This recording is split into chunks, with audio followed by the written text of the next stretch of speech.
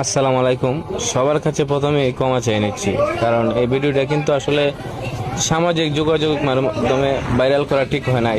কারণ তারা একটা ছেলে এবং একটা মেয়ে, তাদের ভিডিওটি ভাইরাল করার কারণ হচ্ছে তারা চমনি ধর্মঘট থেকে আসছে আমাদের তেলিয়াপাড়াতে আইসা, তেলিয়াপাড়ার রাস্তাতে অটো গাড়ির ভিতরেই তারা এভাবে অসামাজিক কার্যকলাপ করতেছে।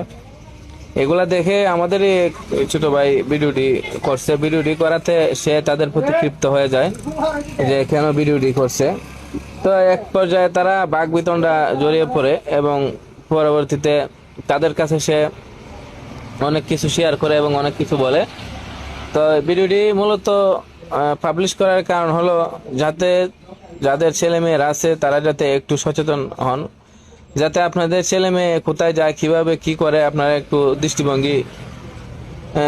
দৃষ্টি রাখেন তাদের প্রতি। কারণ আপনারা একটু দৃষ্টি রাখলে তাদের এই মন মানসিকতা ভালো থাকতে পারে এবং তাদের এই অসামাজিক কার্যকলাপ থেকে তারা বিরত থাকতে পারে।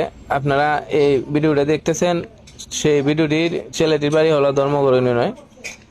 সে আসলে আমাদের তেলিয়াপাড়াতে আসছিল মেয়েটিকে নিয়ে ঘোরার জন্য আমাদের চা বাগানে।